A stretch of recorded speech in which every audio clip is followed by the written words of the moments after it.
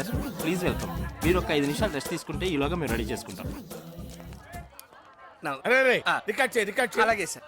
నన్ను నానే నైనా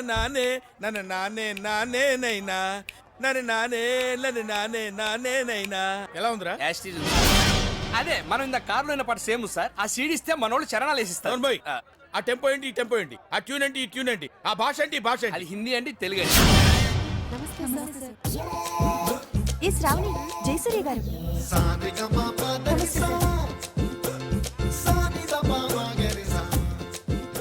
రే ఆ బ్లూటూత్ అమ్మాయిని లోపలికి రమ్మను, బ్రేక్ ఇద్దాం. నమస్కారం అండి. నమస్కారం, కూర్చో. Thank you sir. పేరేంటి? శ్రావణి. బ్యూటిఫుల్ నేమ్, పేరులోనే సంగీతం ఉంది.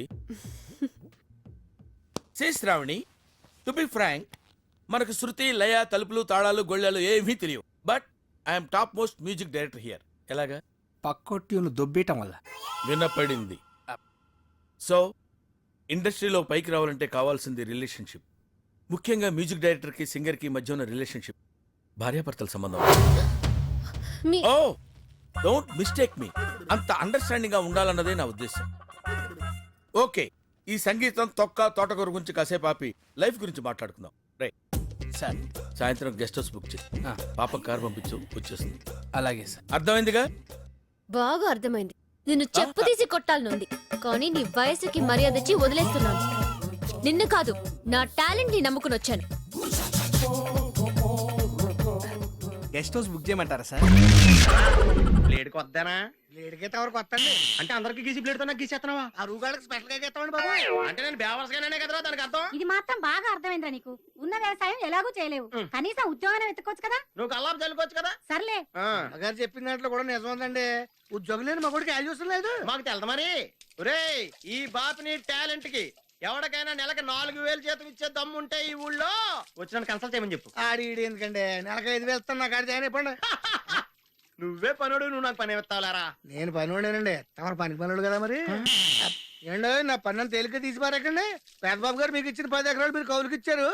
మా బాబు నాకు ఇచ్చిన మంగళపెట్టి తోటి నేను 12 ఎకరాలు కొన్నాను అండి. ఇన్కమ్ ట్యాక్స్ పోను నన్ను ఎట్టడానికి ఎంతో తెలుసా మీకు? నెలకు 30,000. ఆ డబ్బుతో మా తమ్ముడు అమెరికాలో చదివిస్తాడు. రే, వాడు చెప్పింది నిజమే.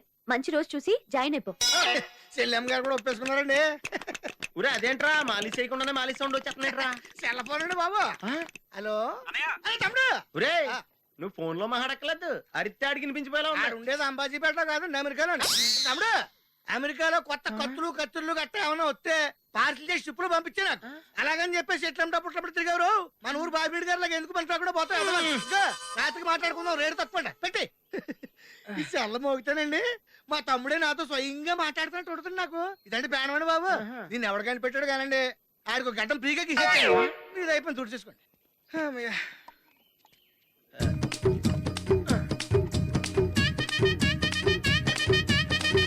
చేస్తానండి గురవయ్య గారు గుండు గీయాలా.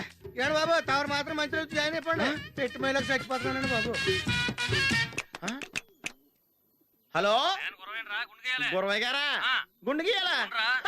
ఉన్నారండి ఎంటుకలకు నేను వచ్చి గీయాలండి. పీక్కో నిన్నటి దాకా ఇటు సెల్లం, ఇవాళ మన సెల్లం.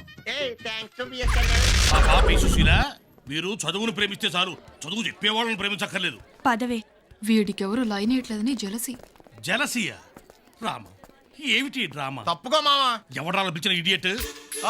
సార్, దూరం నుంచి ఎవరో స్టూడెంట్ అనుకున్నానండి. నువ్వేం చేస్తావు లేరా, నా గ్లామర్ అటువంటిది. అవును, ఇన్ని పుస్తకాలు తీసుకెళ్తున్నావు, ఇప్పటి నుంచి చదివేద్దామనే కాదు, అమ్మేద్దామని. అమ్మేద్దామని?